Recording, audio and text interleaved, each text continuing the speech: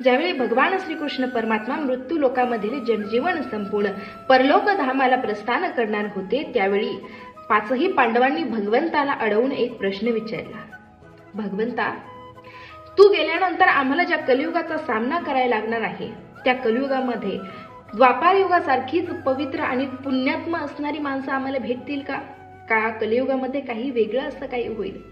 तर त्यावेळेस भगवंताने सांगितलं, अगदी तुम्हाला दृष्टांतासह स्पष्टीकरण मी करून देतो.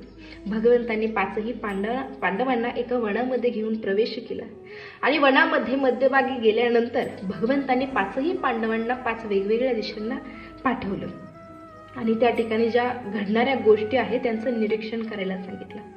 सर्वप्रथम युधिष्ठिर आपल्या इच्छित स्थळी पोहोचले आणि त्यांनी पाहिलं की त्या ठिकाणी 2 सोंडेचा हत्ती आहे. त्यांनी परत येऊन भगवंताला सांगितलं की भगवंता, त्या ठिकाणी 2 सोंडेचा हत्ती होता, हे नेमकं कशाचं चिन्ह आहे? कोणता संकेत तुला मला द्यायचा आहे? मला काही समजलं नाही. भगवंत म्हटले, थांब, सर्वांना येऊ दे, सर्वांसमोर मी तुला उत्तर देतो. त्यानंतर आली युधिष्ठिर. युधिष्ठिरांनी पाहिलं की नुकतीच व्यायलेली गाय आपल्या वासराला इतकं चाटत होती, इतकं प्रेम त्याच्यावरती करत होती की ते वासरू पूर्ण रक्तबंबाळ झालं होतं. परंतु तरी सुद्धा त्या गायीला, त्या वासराची दया येत नव्हती. भीमांनी सुद्धा हा प्रसंग भगवंतांना सांगितला आणि याचं रहस्य जाणून घेण्याचा प्रयत्न केला. भगवंत म्हटले, सर्वांमध्ये तुम्हाला उत्तर देणार, सर्वांनी थोडासा धीर धरा. त्यानंतर आले अर्जुनाचा चेहरा तर अगदी छोटा झालेला होता. त्यावेळेस भगवंत म्हटले, अर्जुना, नेमकं काय झालं? अर्जुनाने सांगायला सुरुवात केली, अहो भगवंता, काही वेळेस ब्राह्मणांच्या सुद्धा वेदांच्या ऋचा पाठ नसतात किंवा श्लोक म्हणा पाठ नसतात, परंतु मी असे पक्षी पाहिले की ज्यांच्या पंखावरती वेदांच्या ऋचा लिहिलेल्या होत्या. किती गूढ हे रहस्य आहेत. आणि ते पक्षी मेलेल्या जनावरांचं मांस खात होते. यातून मी नेमकं काय समजावं?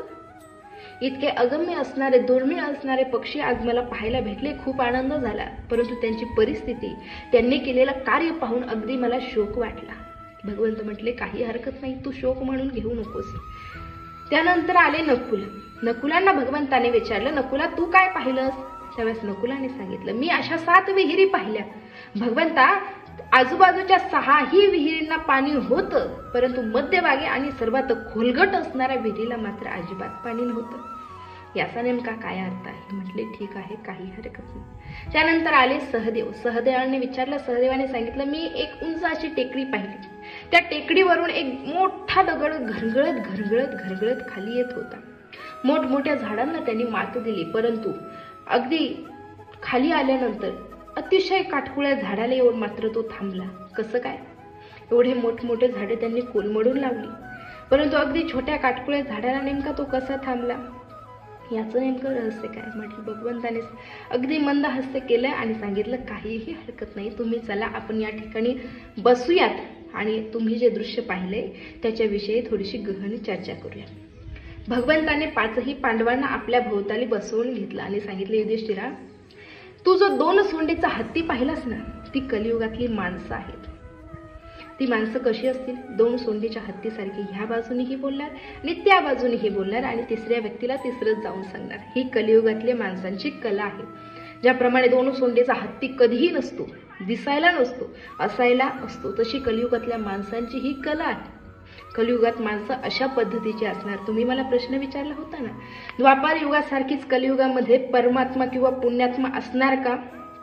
अशा प्रकारची पुण्यात्मा नाही, पण दुराचारी लोक आपल्याला पाहायला भेटणार आहेत. नंतर ते बलभीमांकडे वळाले.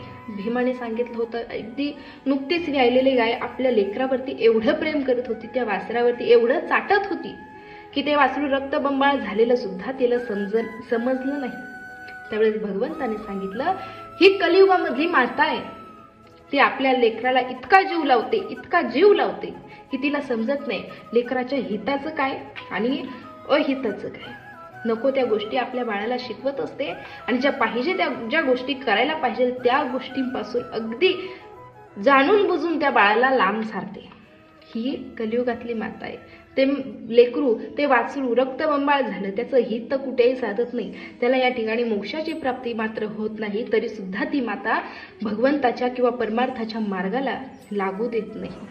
मुद्दाम होऊन ती माता त्या लेकराला, त्या बाळाला, आपल्या लहानग्याला परमार्थापासून, भजनापासून, नामस्मरणापासून, साधनेपासून लांब ठेवत असते.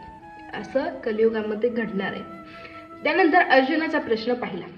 अर्जुनाने असा पक्षी पाहिला होता की ज्याच्या पंखामध्ये वेदांच्या ऋचा लिहिलेल्या होत्या, परंतु तो पक्षी मात्र मेलेल्या जनावरांचे मांस खात होता.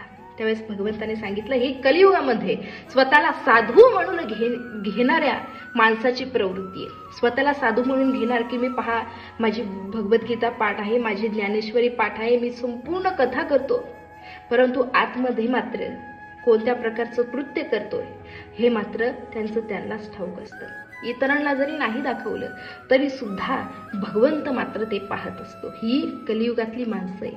कलियुगातली माणसं स्वतःला मोठं म्हणून घेण्यासाठी वरवर 4-4 मळ्यांच्या माळ्या घालतील, मोठ्या मोठ्या मळ्यांच्या माळ्या घालतील, 4-4 माळा गळ्यामध्ये अडकवतील, पण मुळात पाहायला गेलं त्यांच्याच घरामध्ये, त्यांच्याच प्रपंचामध्ये खूप मोठा खोटेपणा असतो. त्यानंतर भगवंताने सांगितलं, नकुलाने ज्या 7 विहिरी पाहिल्या होत्या त्या कलियुगातली माणसं आहेत. पहा, 7 विहिरी म्हणजे 7 घरं. आजूबाजूच्या 6ही घरांमध्ये कोट्यांनी पैसा आहे. अगदी खोऱ्याने जरी पैसा ओढला तरी सुद्धा तो पैसा संपणार नाही, इतका पैसा त्या घरामध्ये असतो. परंतु मधली जी विहीर अगदी खोलगट असून सुद्धा रिकामी आहे ते म्हणजे एखाद्या गरिबाचं घर आहे. तो गरीब पाणी अन्न करून मेला तरी सुद्धा शेजारची घरं त्याला लक्ष देत नाही. जो मोठा होतोय तोच मोठा होतोय, जो लहान राहतोय तो कायमचा लहानच राहतोय. ही कलियुगाच्या माणसांची प्रवृत्ती. आणि मुळात जे मोठे होतात, जरी स्वतःच्या स्वावलंबाने मोठे होत असले, स्वतःच्या कष्टाने जरी मोठे होत असले तरी सुद्धा इतरांना मदत करणं हे आपला धर्म आहे. त्यामुळे इतरांना आपण मदत केली पाहिजे. पण कलियुगामध्ये माणसं अशी आपल्याला दिसणार नाहीत. त्यानंतर सहदेवांचा प्रश्न भगवंताने घेतला की सहदेवांनी एका उंच टेकडीवरून भला मोठा दगड घरघरत खाली येताना पाहिला. मोठमोठ्या झाडांना त्यांनी मात दिली, परंतु अगदी लहानशा आणि काटकुळ्या झाडाला, पायथ्याशी असणाऱ्या झाडाला तो दगड येऊन थांबला. असं कसं? तर तो मोठा दगड म्हणजे आपल्या जीवनामध्ये आलेलं संकट आहे. ते संकट मोठमोठ्या, तुमचा पैसा असू द्या, संपत्ती असू द्या किंवा सगळे सोयरे असू द्या, सगळ्यांना मात देतो. तो संकट जो आहे तो मोठा दगड आहे. तो दगड सगळ्यांना आपल्यापासून दूर करतो. धन, दारा, पुत्र, जन, बंधू, सोयरे, पिसून या सर्वांना आपल्यापासून दूर करतो. जेव्हा आपल्याला सर्वांची परीक्षा पाहायची असते ना, नक्कीच आपल्यावरती संकट आल्यावरती कोण आपला आहे आणि कोण परका आहे हे आपल्याला नक्कीच समजतं. ते भला मोठा डोंगर, भला मोठा दगड ज्यावेळेस आपल्या अंगावरती घरघरत खाली येतो, तो कोणत्याही प्रकारे थांबत नाही, परंतु अगदी काटकुळ्या झाडाला येऊन थांबतो. कारण ते काटकुळं झाड हरिनामाची शक्ती आहे. आणि कितीही मोठं संकट असलं तरी सुद्धा भगवंताच्या नामस्मरणाने ते टळलं जातं. कारण तयाच्या चिंतने निरसेल संकट, तराल दुर्घट भव सिंधू.